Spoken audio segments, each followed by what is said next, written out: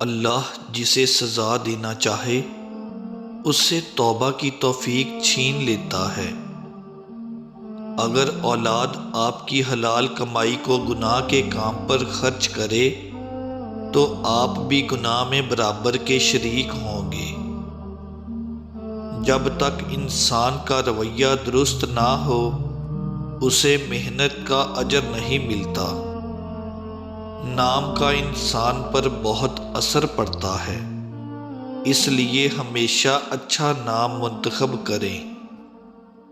جو لوگ اللہ کی رضا میں راضی رہتے ہیں اللہ ان پر خاص کرم فرماتا ہے۔ اگر آپ دین کی تبلیغ کرنا چاہتے ہیں تو اپنی زبان میں نرمی لائیں۔ آنسوؤں کے ذریعے انسان کا اللہ سے تعلق مضبوط ہوتا ہے۔ زبان اور کان کے استعمال سے اس وقت تک گریز کریں جب تک آنکھوں سے تصدیق نہ کر لیں۔ وہ غریبی عذاب ہے جس میں غریب اللہ کی رحمت سے مایوس ہو۔ اچھا ہو یا برا کوئی بھی وقت ہمیشہ نہیں رہتا۔ نفسانی خواہشات آنکھوں سے پیدا ہوتی ہیں، اس لیے آنکھوں کو قابو میں رکھو۔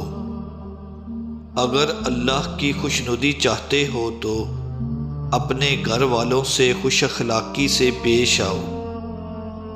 بولنا انسان میں ایک اچھی عادت ہے، ورنہ غموں کے ساتھ جینا مشکل ہو جاتا ہے۔ کسی شخص کے منہ پر اس کی برائی کرنا بدتمیزی ہے۔ جو لوگوں کو مصیبت میں چھوڑ کر خدا سے محبت کا دعویٰ کرے اس کا دعویٰ جھوٹا ہے۔ بیٹی یا بیٹے کی پیدائش انسان کے اختیار میں نہیں۔ جب مظلوم لوگ اللہ کی رحمت سے مایوس ہونے لگیں تو یہ حکمرانوں اور منصفوں کے حساب کا وقت ہے۔ اگر عزت چاہتے ہو تو دوسروں کو عزت دو۔ اللہ کی رحمت اس شخص کے تعاقب میں ہوتی ہے جو آنسوؤں کے ذریعے اپنی ندامت کا اظہار کرتا ہے۔